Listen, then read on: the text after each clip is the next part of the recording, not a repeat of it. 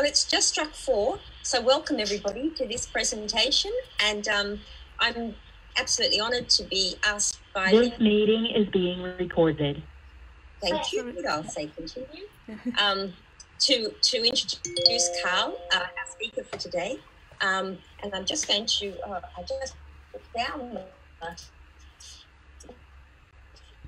I have many options of how to introduce him, but this is I'm introducing him from this recent book called Accessing Academic Discourse, edited by Maton, and Doran, and I thought that was an appropriate introduction given the topic of his talk. So I'll just say Karl Maton is a professor of sociology at the University of Sydney and director of the LCT Centre for Knowledge Building, honorary professor at Rhodes University, South Africa, and honorary professor at the University of Strand, that's my pronunciation, South Africa.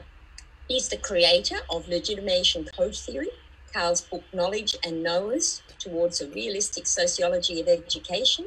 It's the founding text of LCT, and that was first published by Routledge in 2014. It's been translated into Chinese in 2019, and a primer of in how to enact LCT in research called Knowledge Building, Educational Studies in Legitimation Code Theory with Sue Hood and Shay, was published by Routledge in 2016. Karl is currently co-editing a collection on studying science with Maton and Doran and supervising the translation into Spanish of a primer of key LCT texts. So that shows the breadth of Karl's influence, and he's been an amazing community builder in Sydney, and I've been very, very fortunate to learn so much about him in my field of education. So I'm going to introduce Karl with the topic, or the title of his talk, The Next Phase of Collaboration with Legitimation Code Theory, Autonomy Tours and Building Knowledge from Diverse Sources. Thank you, Karl. Thanks, Sally. And so I need to now fiddle for a moment. So I share my screen, and hopefully that's working fine. If it isn't, please tell me, somebody. Okay, so first I'd like to thank Sally for that introduction, and also thank Vinto for inviting me to do this. And thanks to all of you in the various places you are for joining us here. So today I'm going to discuss some ideas from legitimation code theory, or LCT, that might be useful to systemic functional linguists. SFL and LCT have been involved in a close and productive dialogue for many years, and a growing number of scholars use both theories together to add greater power to their explanations of social practice. The theories also push each other forward.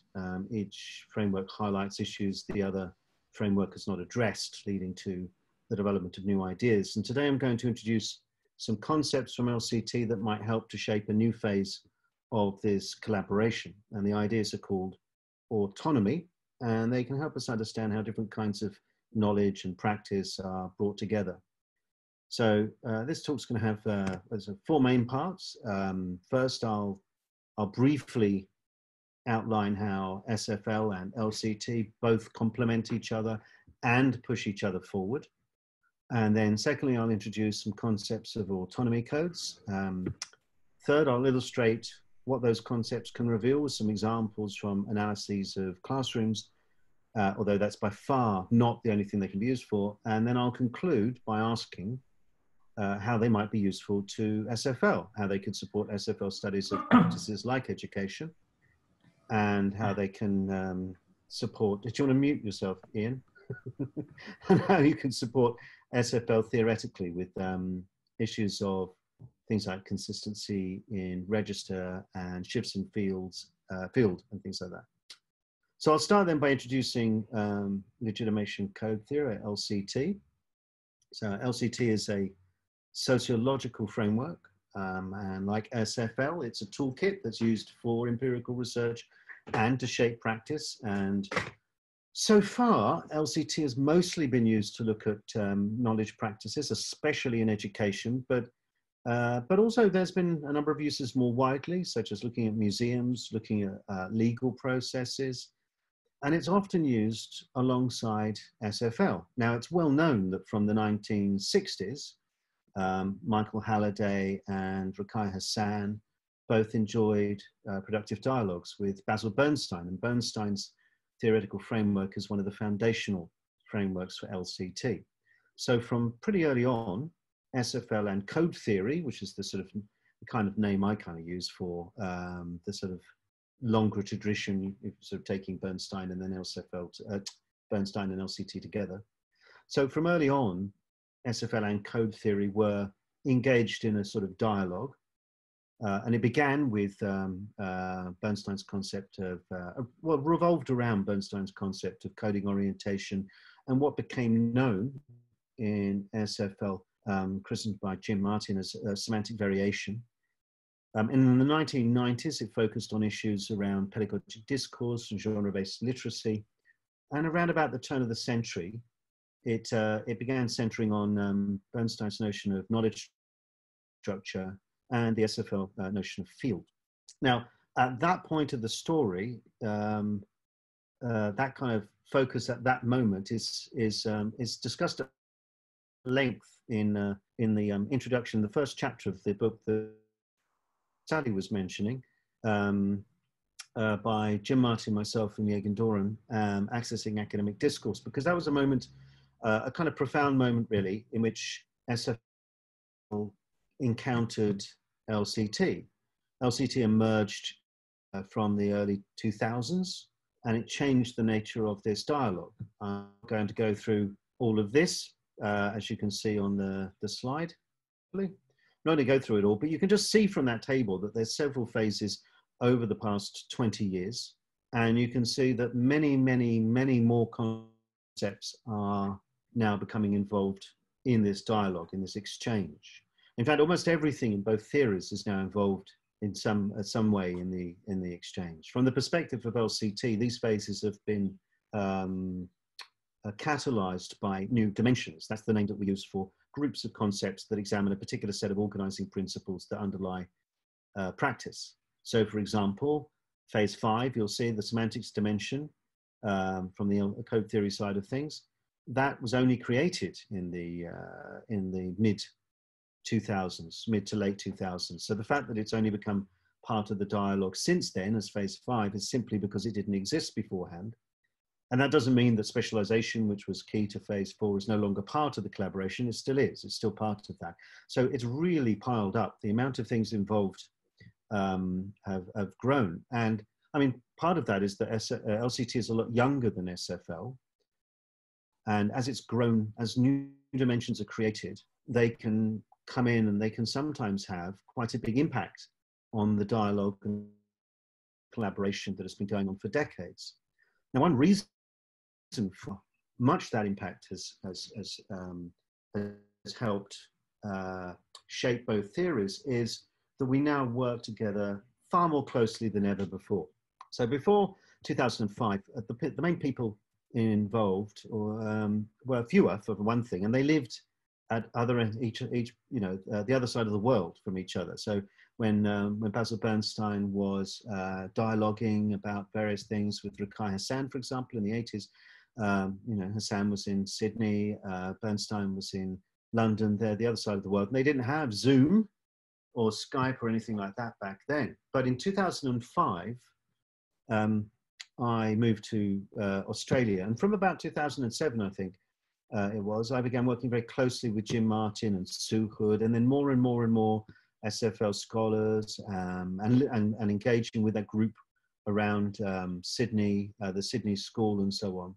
And that makes a really big difference. I mean, particularly if you're able to sit down with data and share that data and analyze it together. So instead of discussing ideas abstractly, you're actually bringing the concept to bear on data that the other person can see, real world data.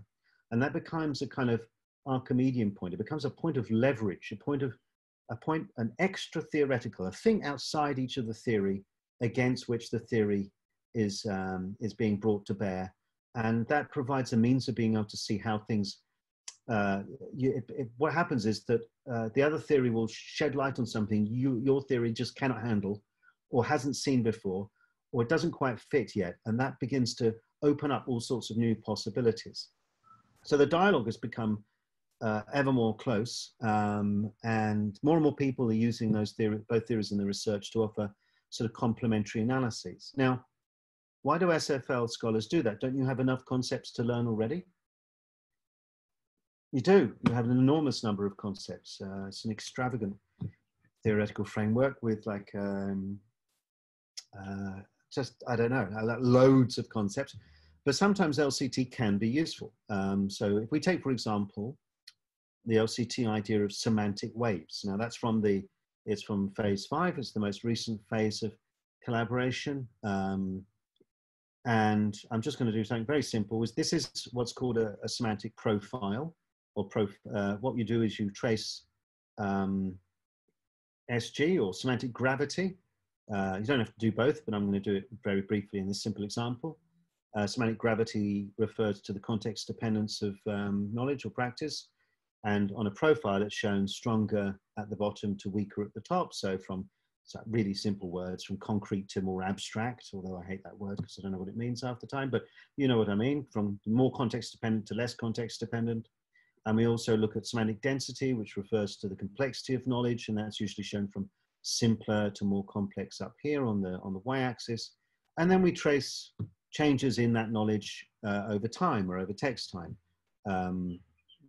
whatever it might be. So you can use these things to analyze changes in the forms taken by knowledge through writing, through an essay, an article, a curriculum, an entire book, or a classroom, or whatever it might be. And that's an imaginary one I just drew, which is one kind of semantic wave. A semantic wave is when you move back and forward. They move back and forward you're moving between simpler and more complex knowledge. You're moving between concrete and more abstract knowledge. Now, that's a very simple introduction to that, but studies using those ideas are showing more and more and more that semantic waves of this kind are a key to building knowledge over time, and also what's rewarded in student assignments. They're a key to success in education. Now, I'm going to use these ideas to illustrate very briefly 2 ways that SFL and LCT stimulate each other. Stimulate, Jim says perturb, provoke is another word. Stimulate, I thought, sounded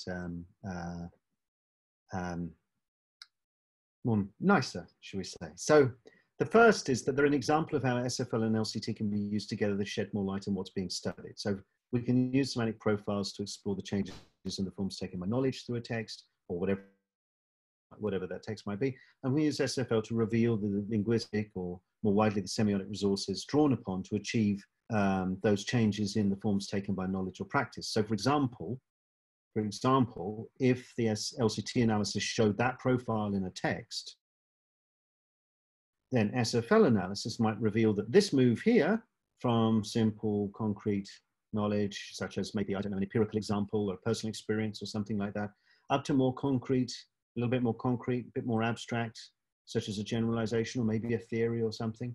That might involve, amongst other things, it might involve grammatical metaphor. But the SFL analysis then may show that another upshift, so this is an upshift, a movement upwards, another part of it at another point in the text actually involves different linguistic resources, such as those shown by periodicity. So now that's not the only way that they're used together, but it illustrates how they can shed light on complementary features of practice. In that case, the SFL would show the range of the linguistic resources used to shape changes in knowledge. It shows difference, basically. It shows difference where the LCT analysis might only see similarity. So in this case, this imaginary case I'm giving, we've got 2 upshifts that LCT will just see as an upshift and an upshift. But we can see with the SFL that one is achieved through one set of semiotic resources and another through another. And conversely, LCT can show that these semantic waves, or they can actually show the semantic waves, which is a feature maybe not seen by analyzing all the different linguistic resources at play. And SFL analysis could show an enormous range of features of language that are being used. Language is bloody complex, as you know, and SFL is complex too. And it might be difficult to see the simple point that this text, even in this imaginary example, which is very similar to, I actually think I stole that profile from an actual real world example. We can see the simple point with the LCT that there's a wave going on. So LCT can show similarity where SFL might see only difference. So that's one stimulant that they help each other to see more. Now I mean, that is just a very simplistic example and a bit of an abstract one. But I mean, if you look at people's PhDs, you look at studies, particularly bigger studies, and articles as well, you can see the way in which people are using them together to see complementary aspects of their object of study. And that's one stimulant. And the second one, and that's in studies, for example, and also in practice, shaping practice. A second stimulant is that they push us to ask questions of our own theory, and that leads to theoretical advance. That doesn't happen in the abstract. It's a result of using the theories on the same data to solve real-world problems. And doing that, what I described earlier on, in the course of doing that, one theory might highlight something the other theory doesn't know how to conceptualize. And that might eventually lead to new concepts. So for example, many years of analyzing data, I found that working with SFL scholars, concepts like grammatical metaphor, for example, raised questions for me about how LCT could address changes in the complexity of knowledge. And that eventually helped influence the creation of the concept of semantic density. And then Jim Martin, after working with me for years while I was using semantic density, came to see that maybe complexity had far more linguistic features than just grammatical metaphor, that it involved field, mode, and tenor. And then he eventually catalogued all those features under the overarching sort of meta concept, no, not really, a kind of bigger concept of mass. And if you don't know Jim's concepts of mass and presence, I recommend buying that book, Accessing Academic Discourse, and reading them in there.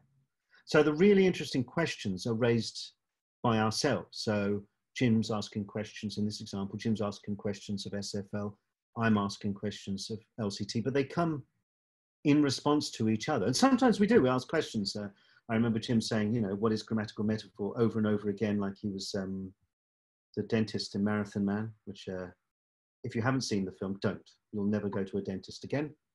But usually we're stimulated to ask questions ourselves. So in short, LCT has helped SFL scholars by simplifying in some ways or showing similarity in some ways where difference is only seen. And science, and also showing other issues are more complex perhaps than previously thought. I mean, when SFL identifies a complex collection of linguistic resources, for example, sometimes people use an LCT analysis as a sort of hook, as it were, in which to hang them. They're all parts of a semantic wave, for example, or they're all generated by a knowledge code or by a writer-matic code or a combination of those two. So LCT can show the organizing principles underlying the bringing together of a very big, diverse range of semiotic resources that SFL has shown. And second, when SFL thinks it's got something theorized, seeing it from another perspective can reveal there's more to it than previously thought. And SFL does the same for LCT. Okay, so why have I shown you all this, told you all this? Well, because what I'm going to discuss now might be useful to you, may, I said both words at the same time, I think, may be useful to you on those two lines. First, analyzing autonomy codes might prove a useful complement to SFL analysis. For example, it might help understand what's going on in texts that shift around a lot in terms of their field, mode, and tenor. It might show that while some are chaotic, others are actually successful at what they intend to achieve, so it might help simplify things. And second, it might raise some fruitful questions for SFL. It might reveal complexity you've not seen before, such as issues around consistency that you raise for yourself. Okay, so I'm going to introduce some LCT concepts and use them. I'm already behind where I wanted to be, but there we go. So LCT currently has 3 main active dimensions. There's more on the way. Each dimension is has a set of principles, or looks at a set of principles, what are called legitimation codes, and people use different parts of the toolkit depending upon the problem. Today I'm going to focus entirely on autonomy, and just one part of it, autonomy codes. And I'm going to start by defining some concepts rather abstractly, and then I'm going to show how they work with a series of real examples. So if you don't get them to start with, you should get them after the examples, and you can always read them at your leisure. So autonomy begins from the very simple premise that a set of practices is made up of constituents or parts, and that those constituents are related together in various ways. They could be people, ideas, machine parts, body movements, anything. The constituents and how they're related together could be explicit procedures, formal rules, tacit ways of working. And autonomy explores the issue of insulation. It asks, how insulated are a set of practices from others? How strongly bounded are they from other practices? And to answer that, it considers how insulated are the constituents, and how insulated are the ways those constituents are related together. And positional autonomy refers to the strength of boundaries between constituents within a contextual category and those positioned elsewhere. So for example, if my actions effectively say there should be stronger boundaries between what's positioned here and what goes somewhere else, that's stronger positional autonomy, or PA+. And relational autonomy is about how those constituents are related together. So for example, if my actions say there should be stronger boundaries between how we do things here and how they're done somewhere else, that'd be stronger relational autonomy, or RA+. So each of those can be stronger or weaker, and we can describe a continuum of strengths of positional autonomy and relational autonomy, and that gives us four main what are called autonomy codes, which I'm going to briefly define and then use to analyze some teaching practice. So sovereign codes are where both positional and relational autonomy are both strongly insulated positions, inward-looking principles. So what's valued comes from within the contextual category, stronger PA, and acts according to its own ways of working, stronger relational autonomy. And as I said, examples are coming. Exotic codes are the opposite. They draw on things from elsewhere, weaker positional autonomy, and they put those practices to some other use, weaker relational autonomy.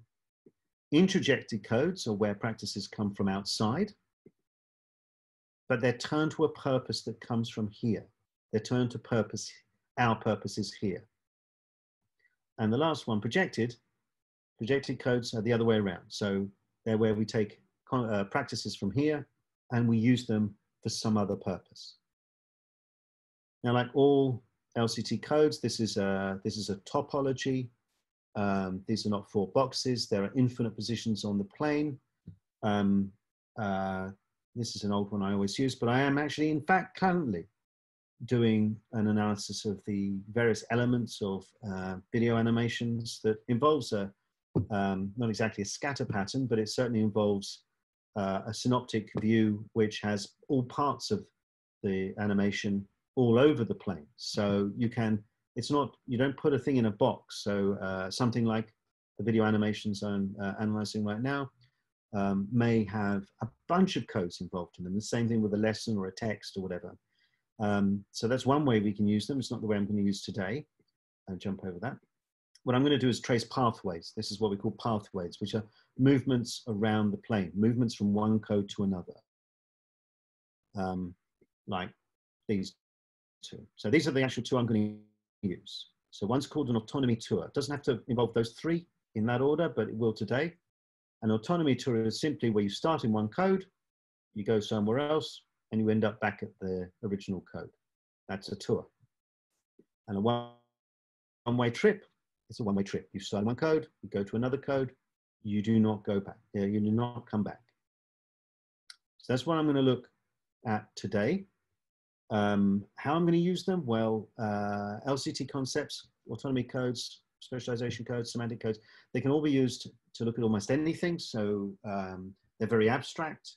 And so we often develop what's called a translation device, a means of being able to relate them to specific data, because they're not like, say, the appraisal system or anything like that. They are more like, I don't know, perhaps maybe I'm wrong, but they might be more like straight or rank or metafunctions or something like that. They're quite high up. They're quite far away from the empirical. So we have to say how we're going to use them here. How I'm going to use them here is to analyze the knowledge practices of teachers in a classroom when they're doing teaching practice. And so I'm going to be asking where the content comes from.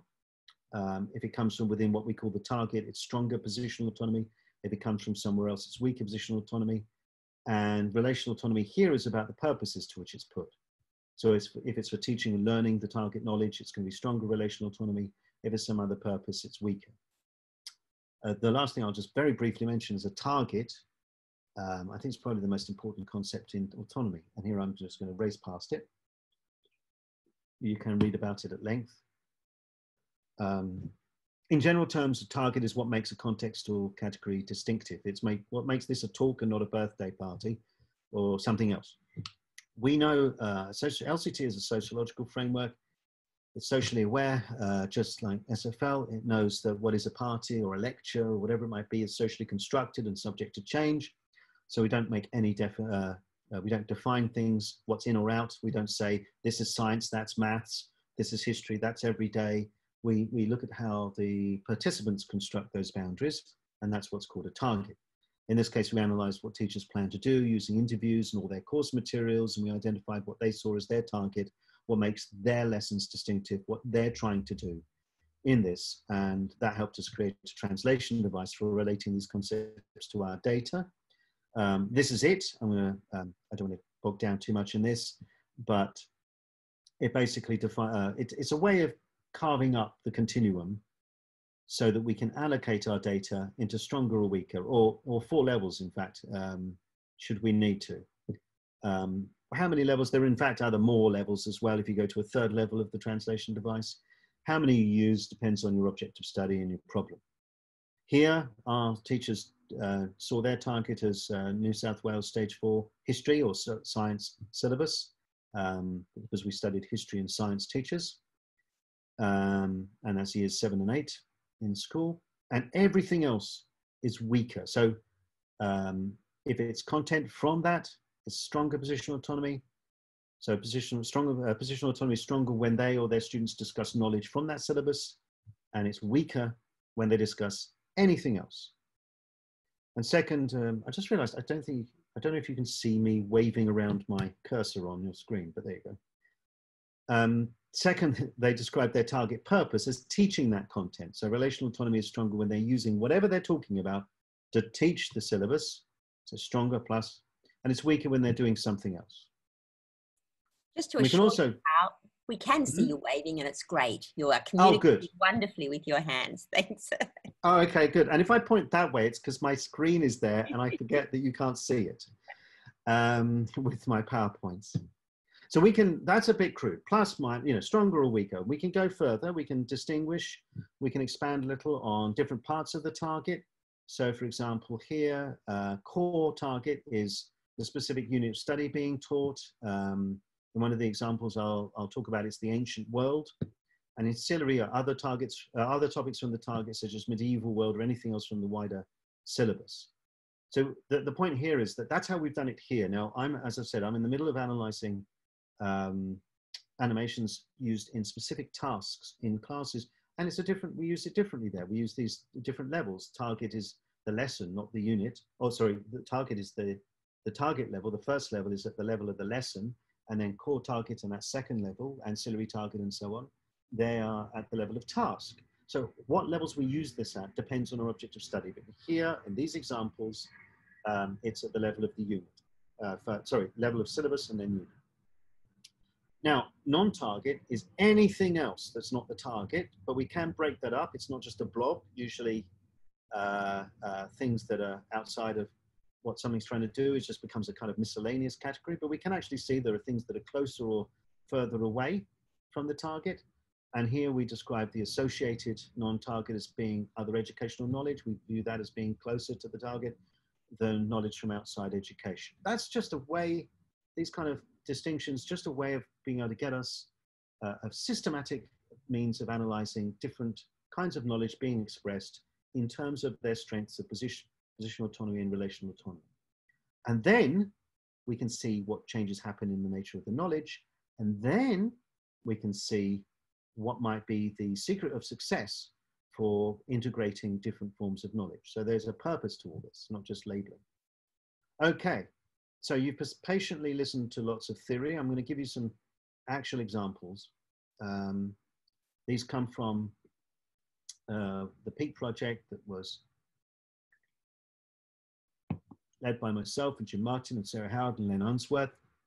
which looked at whole units of study in science and history through years 7, 8, and 9 in different schools. I'm going to focus on history and science in year 7, and I'm going to discuss 2 examples in which teachers bring together other kinds, different kinds of knowledge, everyday knowledge and history knowledge in history, and then how they brought maths together with science in science.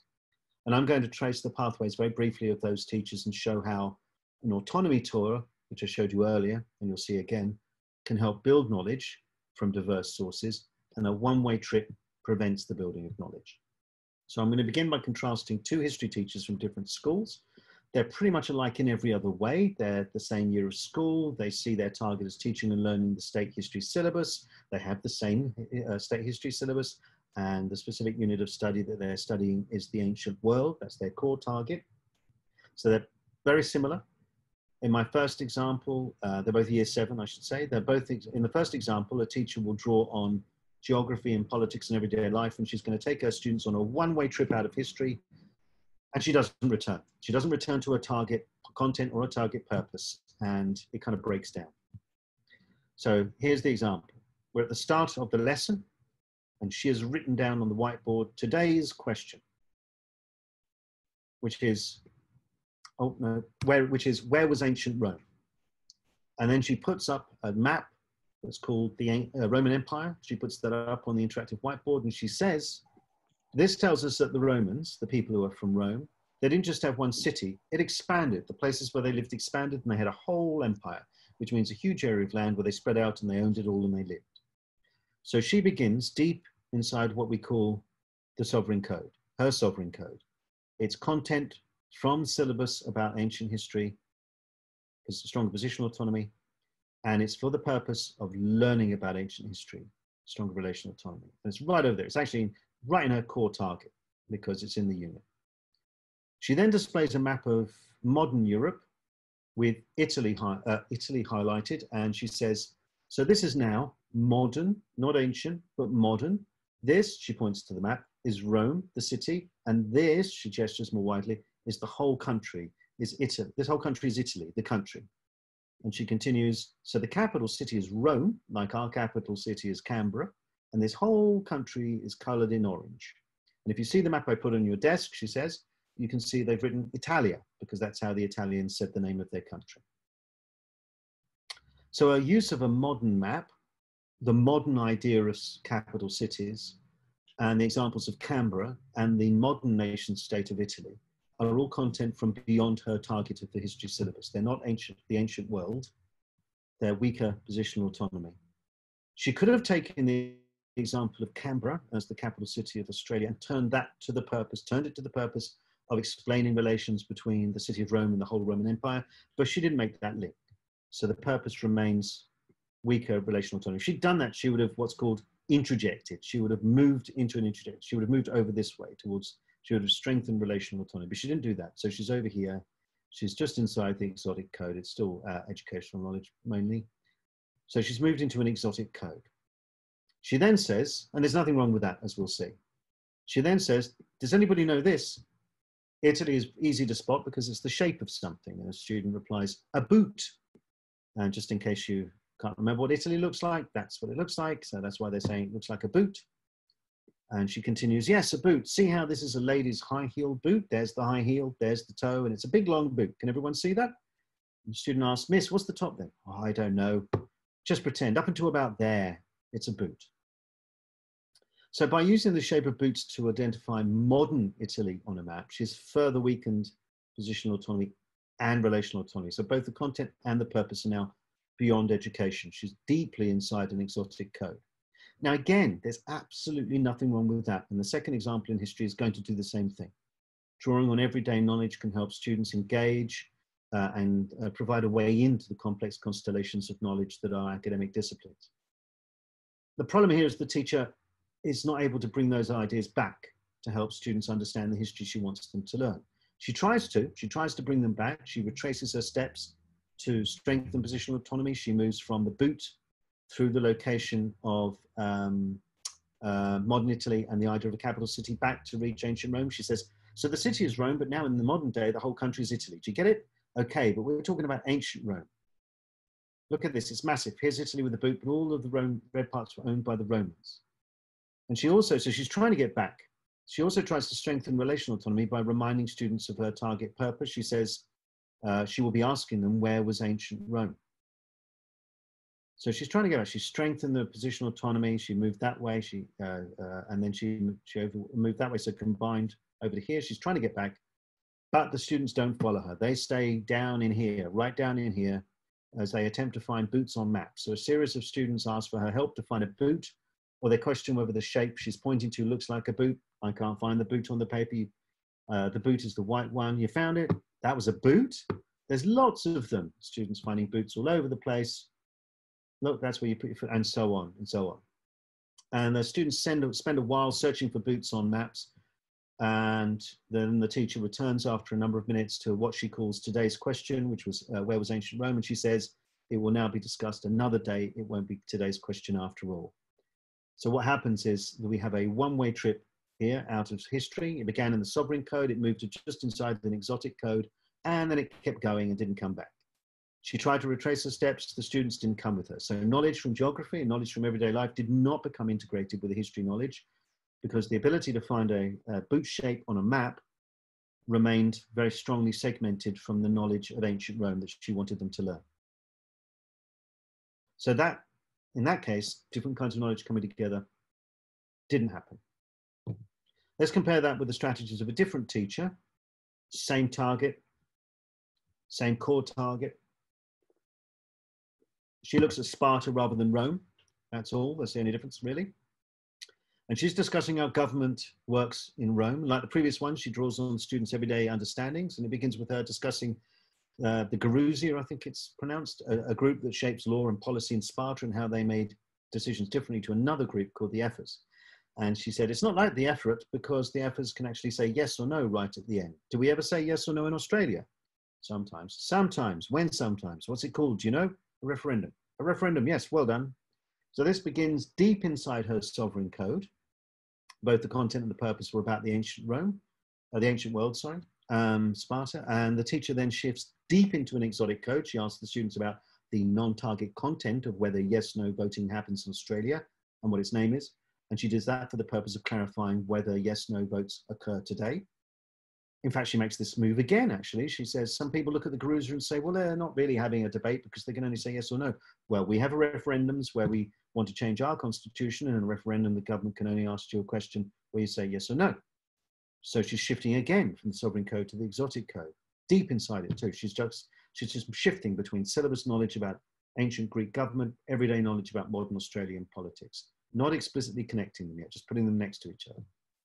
But then she does, I said yet, because she pivots to her target purpose. She says, and that's the exact same thing in Sparta. So she turns the discussion of modern Australia, which is non-target content, to her target purpose of learning and teaching and learning about ancient Greece. So she interjects it. She shifts into an interjected code. And that's where you bring in ideas from outside and you turn them to the purpose. You turn them to your purpose. From here, she then quickly moves on to a sovereign code by returning to her target content and purpose. She says, when the discussion is held, they come and they present things to them at their meeting, and then they say to them, do you want this or not? But they don't stand up and yell, stand up and down and yell yes or no. They do it by who gets the loudest clapping. So this is brought back into discussing ancient Greece for the purpose of learning about ancient Greece. So she basically brings in everyday ideas, but then she takes the students on an autonomy tour. She moves out of her sovereign code. I don't know which way around this will be on your computer, but she moves out of her sovereign code into an exotic code, modern Australian politics. She turns that to the purpose of teaching ancient Greece, shifting to an integrated code, and then she's back to, an interjected code, then she's back to her sovereign code. And she does this over and over and over again. It's like a signature move for her. I won't go into this. I'll try and do this as quickly as possible, but basically, straight on from the end of the last quote, where she was in the sovereign code, she goes out again to an exotic code, asking them about whether they want happy dance music.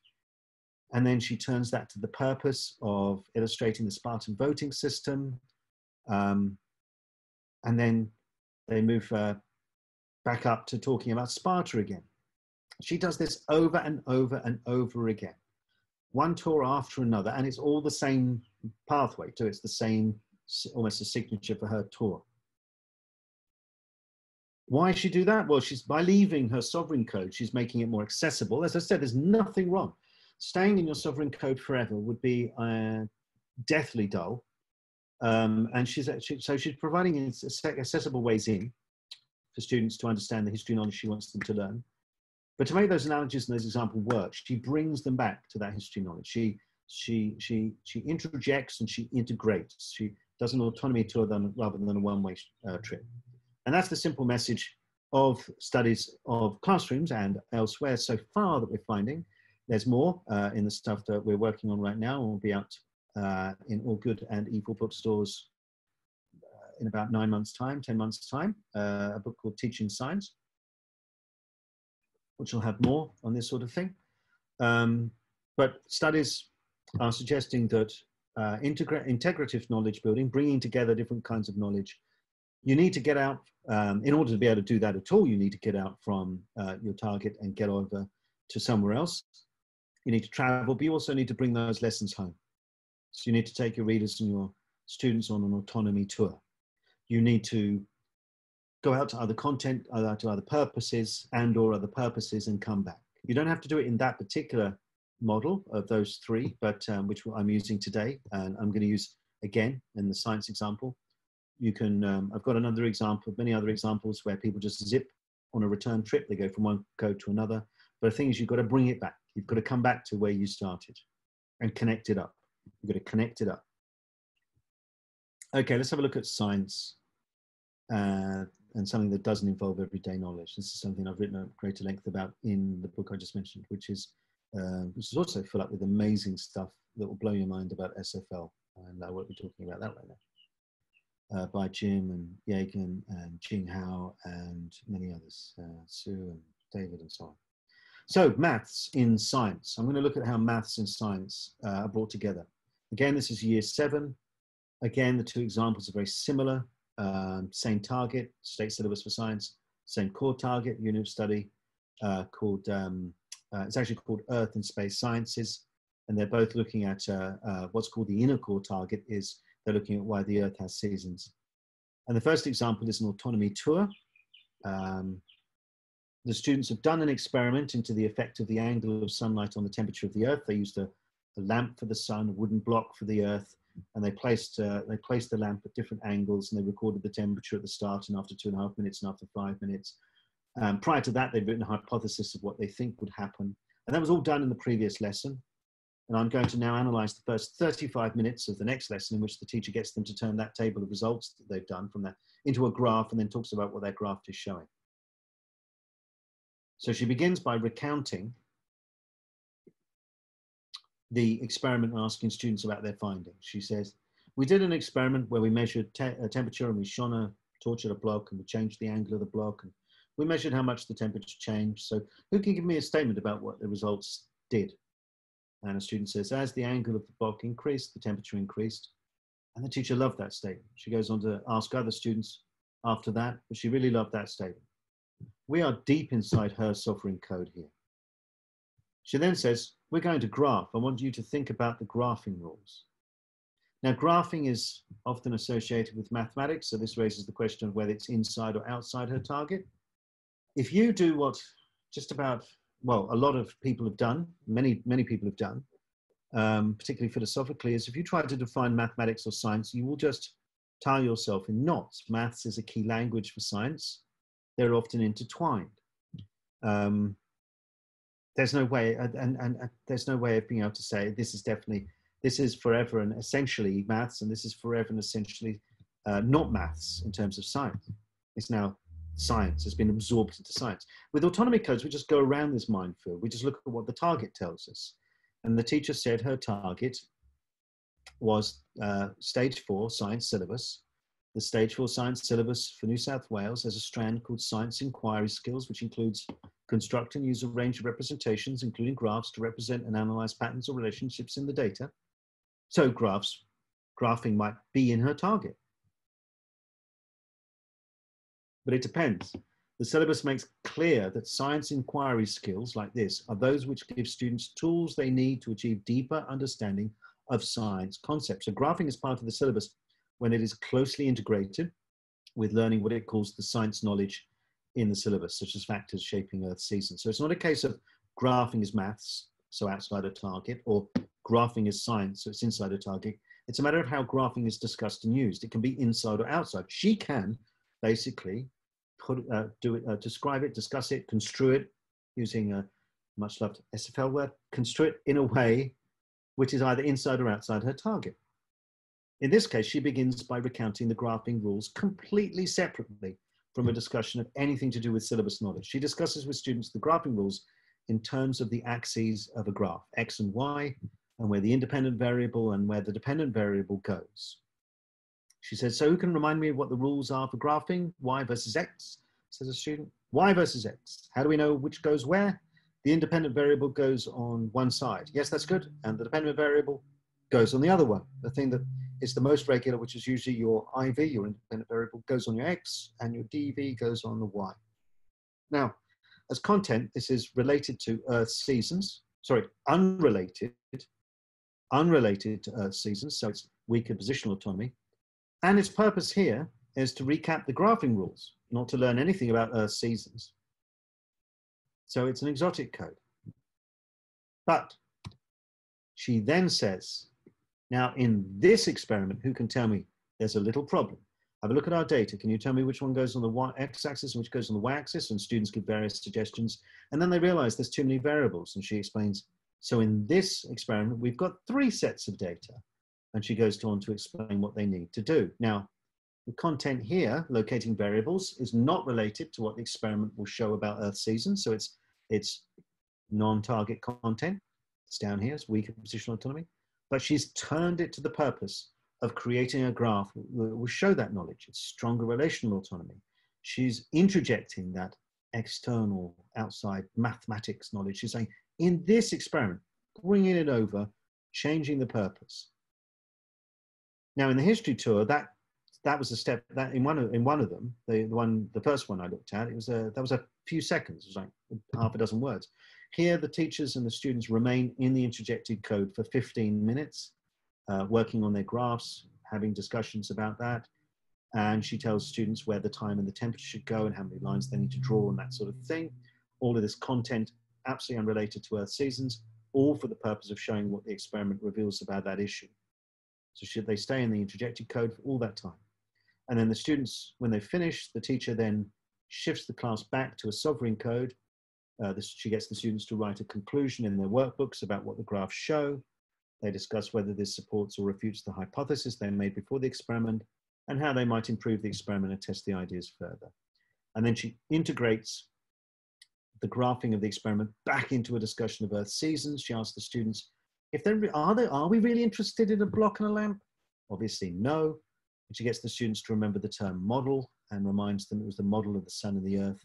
And she goes on to discuss how this model is different from reality and what that difference means for the role of sunlight in Earth's seasons. So over the course of 35 minutes, which I've condensed, obviously, the class has gone on an autonomy tour. So it doesn't happen just in seconds. It can also happen in longer periods. For those people who know semantic waves, you can have a wave that lasts, like 30 seconds. You can have a wave that lasts a year. You can have a wave that lasts a lifetime. So there are different levels. And in this case, it's 35 minutes, this one. They began on an autonomy tour. They began in the sovereign code with the results of the experiment. She went out to an exotic code to discuss graphing rules, very separate. They would turn to the purpose of creating a graph for the results of the experiment. And then that was integrated back into the discussion of Earth seasons. Why, by the way, would she leave her sovereign code at all? Why construct graphing rules as separate from science? Why do you need to leave? Why not talk about graphing in relation to the experiment from the start? Well, by keeping graphing knowledge separate before interjecting it, she's able to make clear how this bit off is different because there's 3 sets of data. In other words, constructing the graphing rules as outside her target allows her to choose knowledge from graphing and recontextualize that knowledge into what she's teaching in ways appropriate to her target knowledge. In other words, she separated 2 kinds of knowledge in order to better integrate. Let's have a quick look in the last part of this talk at a slightly different example. another teacher using maths and science. Students have previously worked out the distances, some distances between planets, and now they're working on relative distances. And the teacher says, this is a different teacher now. So what we're going to do is we're going to put the distances and the sizes relative to Earth, okay? So we're going to put all the planets and the distance to the sun, and we're going to make them relative to the Earth. This is sovereign code. They're exploring content about the solar system for the purpose of learning about the solar system in the unit that I mentioned earlier on called Earth and Space Sciences. And then the teacher projects a table onto the whiteboard with the sun and the planets as this row here, columns for radius and distance from the sun and orbit and axis. And he adds these two in pen on the whiteboard, diameters as percentage of the Earth and distance as percentage of the Earth's. And it's those two columns he wants the students to figure out. So he immediately, and these are all blank, they've got to fill those in their workbooks. So he immediately shifts the discussion at that point, as they're going to do that, into an exotic code. He could position this anywhere, but he goes into an exotic code, and it is a him this time. He weakens positional autonomy by repeatedly describing the contents of the table as information. He says it over and over again, information, separating the content from learning about Earth's seasons. Indeed, he keeps emphasizing this point, responding to queries from students about the task. He says, so just do the last two. So just do the last two columns and then two more, add two more, because we're going to do some maths in the last two. So he says, we're going to do maths. He repeatedly says, we're going to do maths. So far, by the way, that's exactly the same pathway as the previous teacher, from sovereign to exotic code. The previous teacher then turned that non-target content of graphing to the purpose of learning about Earth seasons, interjecting it as a prelude then to integrating it. This teacher doesn't do that. He keeps the students in an exotic code. So the students copy down the numbers for about 10 minutes. He then tells them how to fill the columns, but it's in a way that's entirely detached from the content or learning about the Earth seasons. He says, divide that number by that number for the distance and that number by that number for the diameter. All right, that's what you're supposed to be doing. He refers to the content as number or information, and he says the purpose is working out the percentage.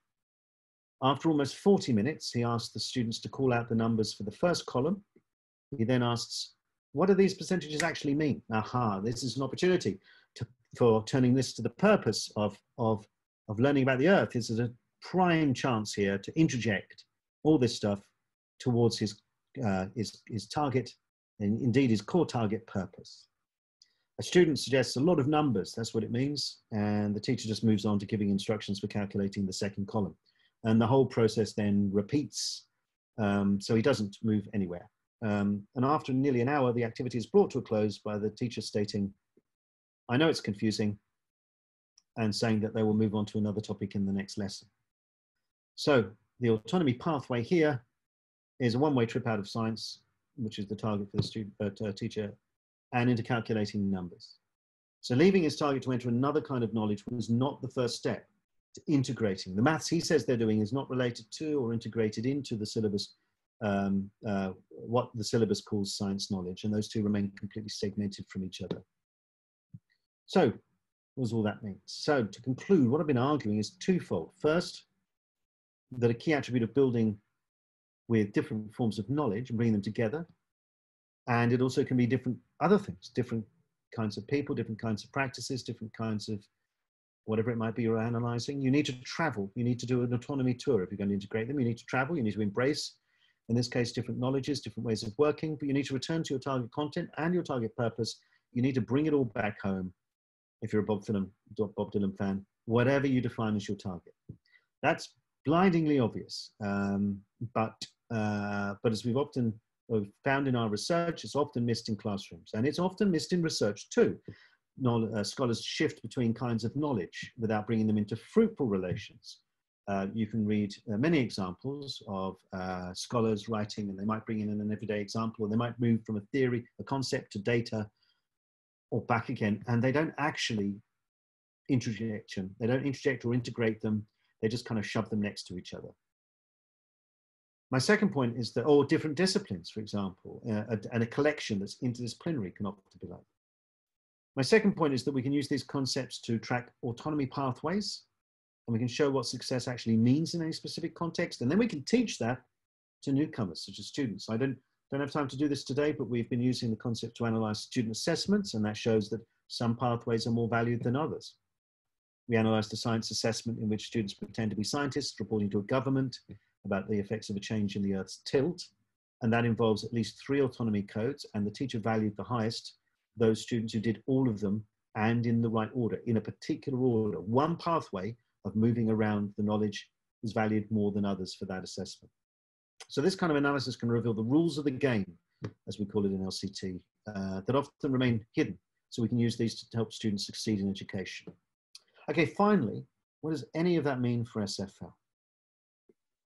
I'm scratching my head, which is very apt, because I haven't got a clue.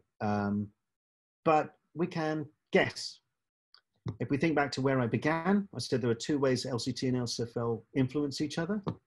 The first way is by bringing together their analyses to generate greater explanatory power. The ideas I've discussed here allow us to analyze knowledge practices. These can be integrated with SFL analysis of linguistic resources that might be generating autonomy tours or that lead to one-way trips or other pathways. And by revealing those resources, SFL will greatly enhance our understanding of how to teach students and teach teachers to achieve these tours, which will provide another key to achievement for students and enable both students and teachers to integrate different kinds of knowledge successfully. So the first implication is it might offer another set of complementary tools for scholars and educators in SFL, similar to how semantic waves and semantic profiling have led to lots and lots of productive research and practice together, using both those approaches together. And the second way in which SFL and LCT influence each other was to raise fundamental questions for the other theory. What questions might this raise for SFL? As I said, fundamental questions for a framework are raised by those within it, those working with that framework. They know where the top people know where all the holes are, or all the problems, or how it might be upsetting things or whatever. But not just the top. Anybody, I mean, anybody who's well versed in a theory can start to feel where its limits are, where it's stretching. And sometimes those are shown by things you can't do with it that you want to do. Now, I don't know about SFL. Sometimes people in education or in sociology call me like a linguist or a sociolinguist simply because I take language seriously. But I'm not a linguist. I'm a sociologist. I do not understand SFL well enough to know what questions this raises or how to solve them. I asked my very good friend, I don't know why there's a full stop after the word Jim in this slide, but there you go. I asked my very good friend, Jim Maton, and he told me what he thought it might raise as questions, and I wrote down what I could remember from that, which was something Halliday and Hassan, 1976, something texture, something cohesion, something context of situation, something consistent, something register, something field, something mode, something tenor, something genre staging, and some other words. All said with that unmistakable Canadian accent. So I don't know, but from discussions with Jim, he suggests these ideas might raise the question of what consistent in register means, especially in complex text. So for example, in the autonomy tour in science, there's maths, there's science and field, you've got experiments, graphs, descriptions. In mode, you've got monologues, discussions, students having fun and more. In tenor, what makes one consistent or successful, perhaps, is another way of calling it, another not. And Jim tells me these complex and shifting arrangements of field, mode, and tenor are not easily predicted by genre staging. So why should some of them serve teaching and learning in a field and others not? How do we figure out which is which and why? Why did an analogy between Italy and a boot fail, but another analogy in another lesson succeed? So these are the kinds of questions these concepts might raise. But as I say, I'm not able to answer those questions or even to raise them. You are. So instead, I just offer these ideas from LCT as an invitation to take an autonomy tour yourself. So one leading from your sovereign code of SFL into the exotic code of LCT. It's very exotic down here in LCT, I can tell you. And then back home again, having hopefully found something useful along the way. Thank you for listening. Sally, are you there?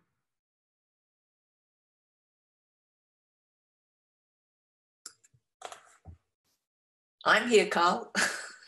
Oh, Sue's here. Thank you, Sue, for jumping in there. I couldn't unmute myself. I've just grown up to 2 screens and can't get from one to the other very easily. So I was also very, I was reading the chat room and trying to think. So I'm going to hand over to Sue because I think she's got a question or a comment. Okay. Okay. A thought, or no, some thoughts.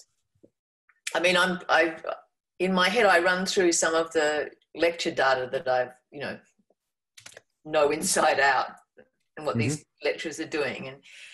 And there's sort of really obvious tours from sovereign to exotic, whereas something, it's more kind of, I'm probably using your terms wrongly, but there's a sort of axiological kind of motivation in a sense. So what I mean by that is, so there's a shift in field to something that is everyday, something that is, it seems, is likely to, the lecture kind of assumes this is going to be a shared field with the students, some common sense field. So it's kind of also linking into what's going on in terms of semantic codes and so on, as they make that shift. But it's the question of then that in that exotic code, there's something that is, so some kind of values are expressed, values associated with that being in the exotic code, that field, that generates humor, or it's as though it's not that tour is made for some kind of purpose of affiliating with the students, not in relation to the sovereign code at all. It does something else, and then it's finished and back. So it's not so much a shift that's related to knowledge building in relation to the sovereign code. So yeah, I mean, yeah, no, and that's really interesting. I mean, there's a couple of things there. Firstly, that's where, I mean, the great thing about the dimensions is that you can use them together in sort of, infinite combinations in terms of like what they, what can be used with what for what. I mean, I should say, by the way, please don't ever anybody just try and stick them together like two wires and say, oh, I've come up with something called the epistemic positional autonomy. It's utter bullshit, because that's just like wiring together two different things that have absolutely nothing to do with each other. One has to be really careful to divide in order to bring together, exactly the same as these autonomy tours are doing. But in this case, one can just use the autonomy tour to look at autonomy planes and autonomy pathways to look at particular things happening in terms of those boundaries to do with the content, to do with the purpose. And then bring in something like specialization and say, well, look, that exotic code, that non-target purpose that they used it for there was here, was, that part of it was to do with maybe they were, maybe the non-target, I'll say non-target content would be easier. The non-target content that they brought in. So let's just, hang on a second. It'd be easier if I found myself a little, let's just use that one. So ignoring all the rest of this slide, I'm on my shared screen still. If we were in here and say we went down to here to the introjected code, and now that content might be from another discipline. It might be from everyday experiences or something like that. It may shift specialization code, down in like science to maths. It's all knowledge code, when it shifts in terms of going inside and outside the content, the target content. But in terms of, but it might be to everyday knowledge. It might be to experiences. Tell us how you feel about whatever it might be. So there may be a specialization code shift. And the same thing with the purpose. It might be a specialization code shift happening there, where you're going from, I want to teach the kids about how to do a specific thing with some lab equipment, or I want to teach them about how to solve differential equations or whatever it might be. Very knowledge codey. And then in the midst of that, you kind of go out into an exotic code or some other code. You go out to something else, like to say, oh, or, you know, making a joke about something or other, in order to engage and to kind of bond in that kind of sense. So yes, it could be that you shift straight out into a Noah code, into a different kind of thing. I mean, and how, whether that's able to be interjected, turned to purpose or not, whether it needs to be, not everything might need it, you know, sometimes it could be useful for just as a kind of like a little gap between things, you know. I mean, like in this example, in this analysis, and in the papers in which this have been written up, I'm trying to show a simple thing, you know, like autonomy tours might be useful, one-way trips maybe not. Here's some concepts, here's how they can be used. But it's unbelievably not the case that this is the panacea or the one way of teaching. And for example, having a nice little, you know, like palette cleanser between two different things could be really valuable. You know, like you could be doing one thing, go out into an exotic code, have a bit of a joke and everything, you know, and like ease the tension in the room, yeah, you know, like as a break to then come back to another thing. So not everything has to be woven in.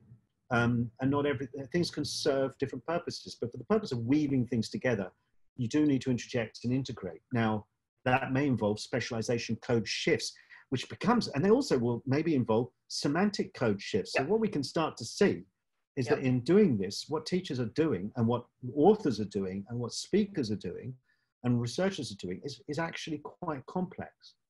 They may be, as they move from one thing, a person who does an analogy that works really well, maybe shifting semantic codes, they may be shifting specialization codes, they may be shifting autonomy codes, and don't even get me into temporal codes. And then, so that's actually quite a lot of work. I mean, they're not sitting there having to think about all this stuff, but no. it's more, you know, they're not going, oh, that code's sorted, you know, but it can show you just how complex the changing in the knowledge is. So yes, absolutely, as a short answer, I've given a long answer, but a short response to your question is to say, or comment is to say, yep, absolutely.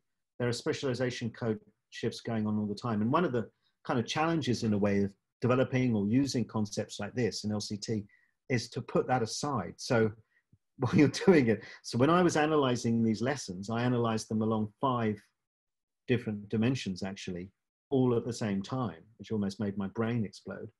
And then had to just try to forget about all the other codes that are changing in order to see what's happening on the autonomy code front. So yeah, there's all sorts of things going on. I agree. And images as well.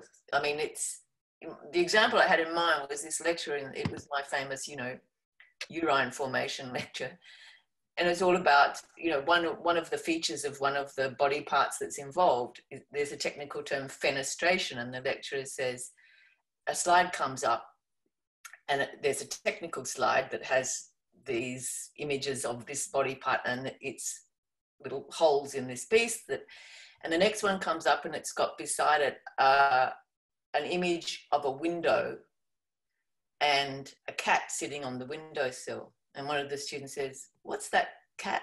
So he says, oh, well, fenestration means window. And so I want to find a picture of a window. And I like cats, so I found one with a cat in it, you know, at which point the students laugh, you know. So it's kind of gone to I suppose that, I'm still very much learning this, so kind of an interjection, that is the idea of window meaning fenestration. Something outside being turned to purpose, being interjected in to over to the exotic. So even like in the visual, the visual data collecting, how these autonomy tours are mapped onto. Absolutely. Like images, gestures, everything, you know, like how these things work. I mean, as I mentioned a couple of times, because I'm in the middle of it, so it's in my brain. I'm doing this stuff on this, writing about these video animations used in science lessons, and they involve images, moving images. They involve audio, special sound effects, visual effects, all sorts of elements of various kinds. And they are scattered all across the autonomy plane, because not everything fits a task. I mean, an animation just does not, and you know, the teacher hasn't sat there and made specifically for their task in that space. There's often things that don't match it, and you know, that don't serve the purpose, or they have content like glowing or sound effects or whatever that is definitely not in the target content, but it might be turned to the target purpose. So it is really, you know, quite complex, but I try to keep it as simple as I possibly can. In order just to try and get a simple answer out. I just want to answer one question somebody asked in chat, which I haven't kept up with. Oh, good. I've trying to bring some of the chat questions to your attention, but yes. Yes, can somebody save this when we get to the end, please, and send it to me so that I can have a look, and I might be able to answer a couple of those at some point in the future, which is, somebody asked, can the only teachers shift the autonomy curve? Yeah, that's what I was No, absolutely. So, I mean, one of the things about autonomy tours, autonomy pathways as a method, and target as the key issue, is that there's the target's always someone's target. So if you look at the paper Taking Autonomy Tours, the word target shouldn't appear. I'm gonna have to make sure that it doesn't, shouldn't appear without someone's name before it or some things before it. It's someone's target, the teacher's target in this case. Now, the students may have a totally different target. They might have like what they distinct, you know, what them is distinguishing this is, you know, that they're gonna try and I don't know, they're just going to try and get through it, or it might be terrible, whatever it might be. Finding boots on a map, that's what they thought their target was at one point in that history class. So they had a very different conception of the target. Now, the thing is, which target we choose as the basis to set the plane. Where's north? We have to have something to set the plane somewhere as plus or minus stronger or weaker on the positional or relational autonomy, right? So we decide whose target first, whose target we're going to follow. Now, in this case, the study is about how teachers teach. So we thought, fair enough, we're going to choose the teacher's target. That's the first thing we're going to look at. In another situation, it might be completely different. It might be somebody else's target. And then that gives us, but there may be more than one target. There's always probably more than one target in a context. And we just have to choose who's we're going to see, who's we're going to set. That doesn't mean that everyone else gets excluded. We can argue about, you know, we can describe how they have competing targets. But for this analysis, the target was the teachers. And then we decide what level to do it at, as I mentioned earlier on. Yeah, and somebody else asked, by the way. Just before that, I think, yes. Can we just have one from off the board? Jim's got his hand up, I think. Unmute. Start video. Okay. I was just going to follow on from your slide, filling in the holes of the something. Jim, are you in some sort of Zen kendo? That's a picture from a favorite winery in Argentina, a very chthonic triptych at the base of the Andes. So Sue says I can't show my underwear and dirty clothes in the background. So. No, just historically, personally, and also in SFL, like the critical thing, one critical thing here is the notion of what a text is, this semantic unit that's supposed to be coherent in some respect. And if you do go back to the Halliday and Hassan, they say, okay, well, the text has to be cohesive and consistent in register. So then the question arises, we can do cohesion and all that, we've got scaffolding for that, but what does consistent in register mean when you have the kind of field shifting that you showed there? So that's a completely untheorized part of SFL, and it's very provocative what you're saying in terms of that. Then more practically speaking, if we think to pedagogy and Sydney School and all this sort of thing, and the question of a curriculum genre that's supposed to be governing generally what happens in a classroom, and you have a very blunt instrument called staging, which has a very general sort of breaking up of the lesson, but we know within the stages there's all kinds of field mode and tenor shifting, and what kind of field mode tenor shifting is actually effective in the service of things. And I think what you're doing is very provocative in terms of what kind of field shifts are actually marshaled effectively in a particular stage. And we could ask that question fractally in all kinds of ways. If you take David Rose's general notion that everything should be seen as a task, a little task, a medium-sized task, a big task. And our job is to prepare the students to be successful in the task and then elaborate the task. The question is, you have this task with a particular target and a particular kind of technicality or whatever it is you're worried about, but to prepare them, you have to bridge to that, and maybe they do the task, you have to again get out of that task and relate it to other things, and maybe even crank up the technicality or whatever. So the question is, how do you actually manage to shift in the preparation and elaboration? So there's a very deep theoretical historical question about what a text is, and there's very practical questions about how do we actually manage effective curriculum genres arising out of this. And it's a super great tool for starting to worry about things that we just don't cope with theoretically, and we don't cope with practically well enough at this stage. Thank you, Jim. That's extraordinarily generous and fantastic of you to say. And I mean, and it is a really complicated issue. I mean, just like, you know, from my crude tools only, as I said, I'm looking at something like a teacher using, as I said, I'm looking at the teacher using an animation. And I keep thinking of this because it's so complex in a miniature form. And you think, oh, well, they're just using a video. And then you find that the video itself has got all sorts of stuff in it. And then how do they fit that to or not? It's an extremely complex thing that's going on. And I don't think that we in sociology of education have got a clue about how that's done. So that's one of the reasons why I'm finding working with autonomy extremely interesting, because it's beginning to get a sense of why things work, as it were. If we take, say, the idea of consistently register as being, in my crude misunderstanding of it, as I exoticize the hell out of it, a kind of like, why does it work or why does it not? In the example of the animations, you've got just people in educational technology saying, this one works because it fits the task. This one doesn't because it doesn't. As you think, what huh? That's like, it's almost tautological in a sense. And having seen teachers screw up with multimedia objects I consider to be perfect for their task, and also somehow manage to make things that don't look like they should work at all, and they do, it's clear that there's a lot more going on here. There's a lot more pedagogic work going on, as you say, in, for example, the run up. So I'm using task in a very general sense rather than the very specific, the kind of sense of the reading to learn. But with that, you know, in the run up, as it were, and in the elaboration part as well, you've got a lot of pedagogic work to do to make that connect, and possibly autonomy might provide us a way of seeing some part of what's going on there. And one of the things that I'm kind of poking you to try and work with me on is, what are the semiotic resources that are achieving or failing at doing that? Because, you know, when people say you should use more everyday examples, use more analogies, yes, we've both seen, we sat there and watched them completely die or completely, you know, work perfectly. And I think there's something to do with interjection going on there, but how that's achieved, how these movements around the plane are achieved linguistically is really interesting to me. How do you semiotically scaffold a successful tour? I mean, that's yes, great question. yes, great question to yeah. leave.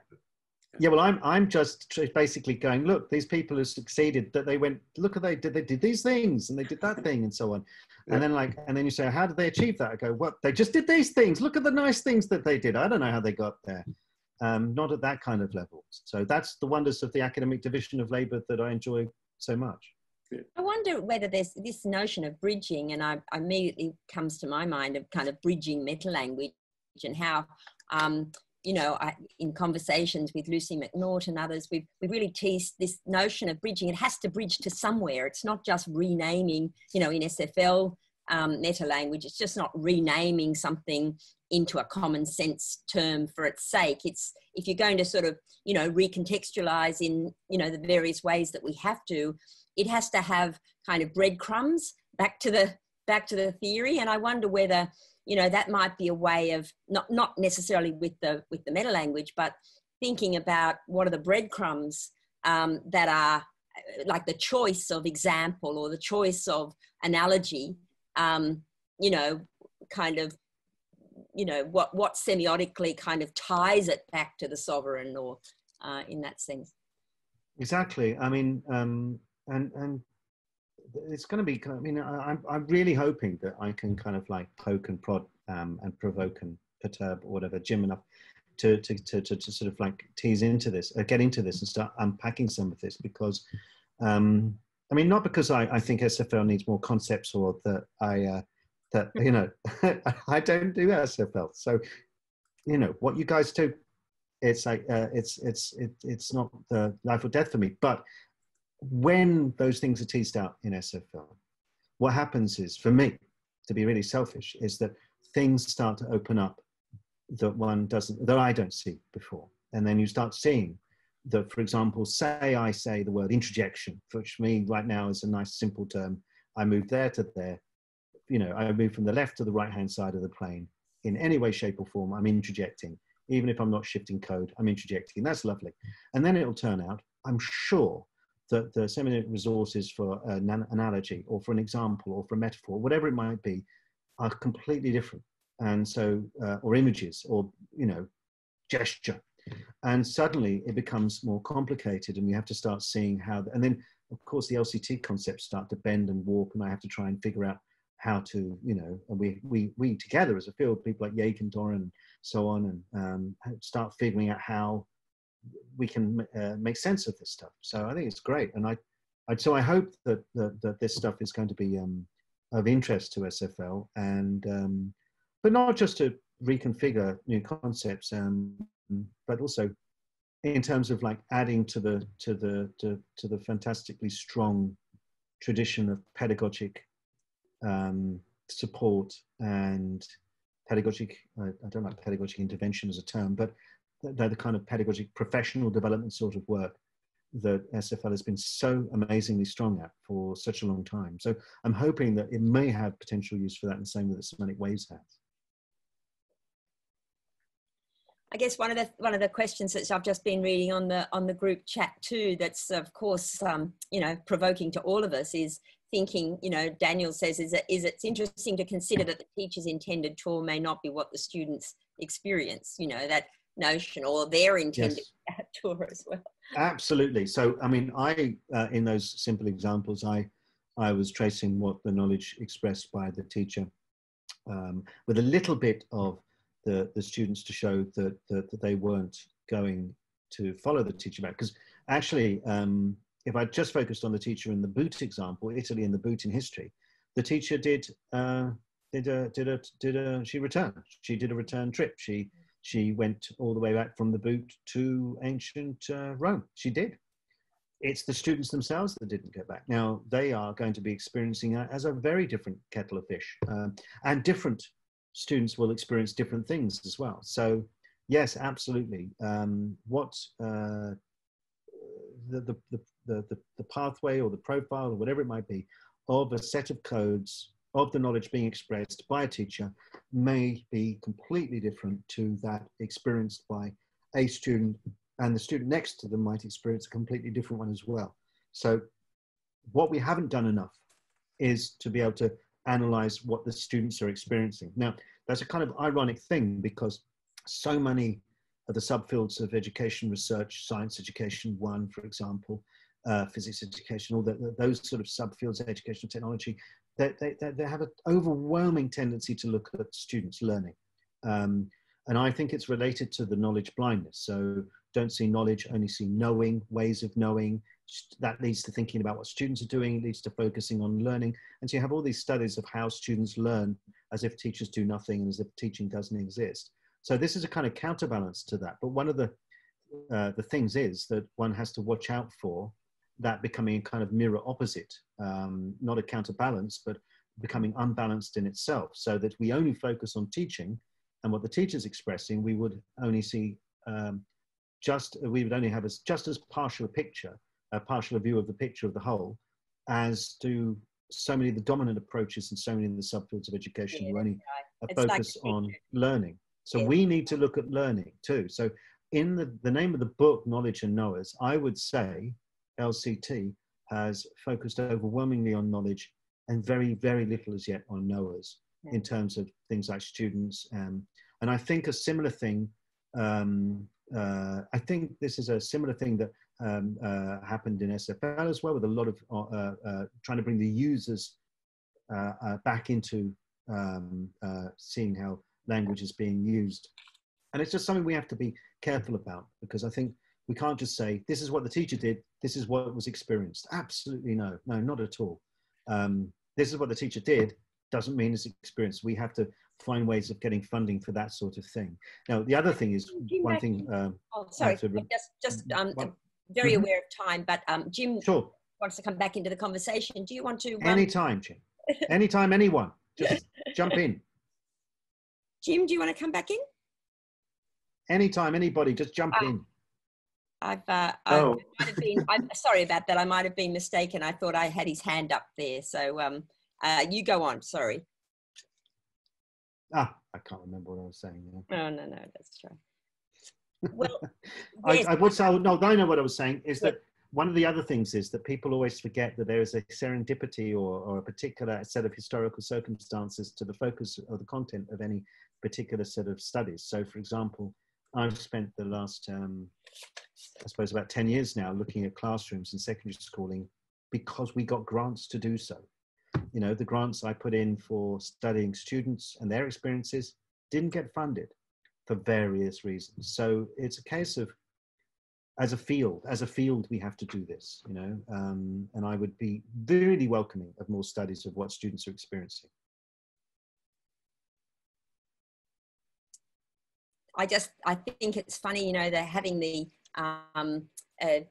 teachers, you know, senior science teachers that we've been working with coming out after the lesson and say, you know, great, we got through the content, you know, meaning that they got back to the sovereign field and did it. And, you know, me being in the classroom thinking, and who came with you, you know, from the learner's perspective, I think you're quite right. We often are looking at that kind of bigger planned, you know, thing and not thinking about what the journey was from that point of view.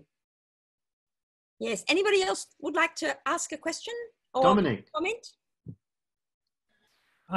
Yeah, sorry, I asked a question in the chat, but somebody just said, ask it and put it on the video. So I'm going to ask it on the video. Please do, people, by the way. Otherwise, I'm just like sitting here with me. I don't want to sit with me. So what we're my friends here.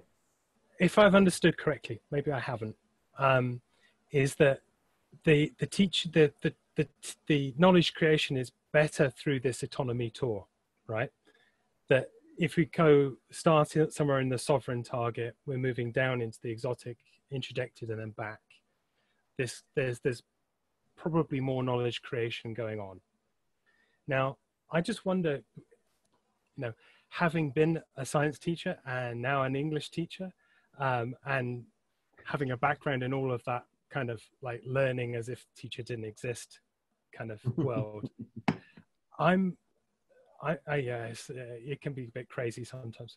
I'm just wondering if the role of the kind of function of the autonomy tour helping learning is it softens the barriers in some way to allow students to link it with concepts themselves.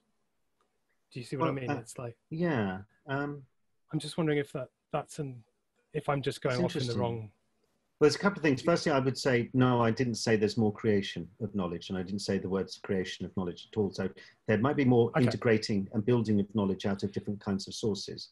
And that may sound like a pedantic point, but I worry about the word creation because, anyway, it doesn't matter. But I know what you mean. Building of knowledge, I'm sorry. No, that's right. It's just like, I'm always a bit nervous when people start saying students create knowledge. I think, really? Do they? Really? What's that word mean, knowledge then? But anyway, let's go on. They can make some funky things up sometimes. It's a really interesting idea. The idea that, I mean, I think at a big level, so because it's done very fractally, right? So at a big level, I would say, getting outside your target, getting outside your sovereign code is really important for a whole range of reasons. So, I mean, some of them are to do with students or newcomers or where they're coming from, where they bring ideas already that are probably not inside your target. So everyday experiences, whatever it might be, previous understandings, previous learning, previous knowledge, and you want to connect with that And you've got to have to get out of your target to get often to connect with that. It can be more engaging and so on. And yes, it might also enable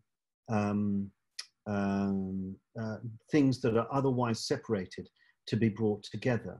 I wouldn't say soften things, because actually sometimes it can be really valuable to harden a boundary. So it can be really valuable to say, okay, now we're doing linguistics. We're not doing sociology anymore, we're doing linguistics now. Let's talk about linguistics and let's talk about what field means here. And once everybody's up to speed on that, now we're going to interject it and bring it back into this LCT analysis. So sometimes being outside for a while and being strongly bounded is a good thing. The science teacher who's really good did it. She does it whereby she keeps things separate in order to clarify what those things are. And sometimes good teachers do that. They'll say, does everybody understand this thing from somewhere else? You know, like if I was going to use some SFL in a talk, I'd say, okay, I want everybody to understand what this means and to make sure that you think I understand it. Field means da, da, da, da, da, da, da. Okay, now interjecting that into our analysis, turning that to the purpose here. So sometimes it can be hardening that's good, but again, it's a sort of hardening, softening perhaps that enables things to be brought together and connected. Yeah, yeah. Thank you. Yeah, so I don't believe in the blender model of shoving things together and just spinning it, you know, like just thinking it will all work out somehow. Because I think even together, it can be separated, you know, like I'm not a very good cook. And I can tell you, just putting things together and heating them or whatever doesn't necessarily mean that you're going to make something tasty. And it can easily separate.